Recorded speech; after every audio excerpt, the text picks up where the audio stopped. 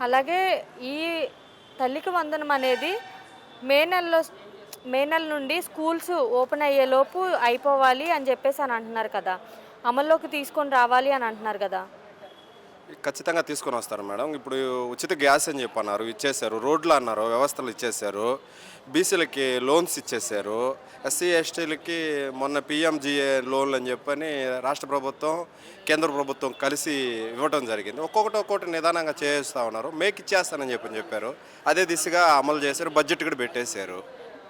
రైతులకు కూడా రైతు భరోసా కింద 20,000 ఇవ్వాలి ప్రతి ఏటా అని అంటున్నారు కదా! వాళ్ళు ఆనందంగా ఉన్నారు మేడం. వాళ్ళేమో ఎక్కడ రోడ్ల మీదకి వచ్చి ఏది చేసింది లేదు. ఇది వరకు ప్రభుత్వంలో వైసీపీ ప్రభుత్వంలో అధికారంలో ఉన్నప్పుడు రోడ్లకి ఎక్కి వెంకటేశ్వర స్వామి దగ్గర దాకా ధర్నాలు చేసి వాక్ చేశారు మేడం. లాఠీలతో కొట్టి లారీల్లో వేశారు మేడం. ఆడవాళ్ళని, మగవాళ్ళని లేకుండా, ఆడవాళ్ళని లేకుండా చాలా ఇబ్బందులు పెట్టారు. ఈరోజు రోడ్డు ఎక్కే పరిస్థితి లేదు.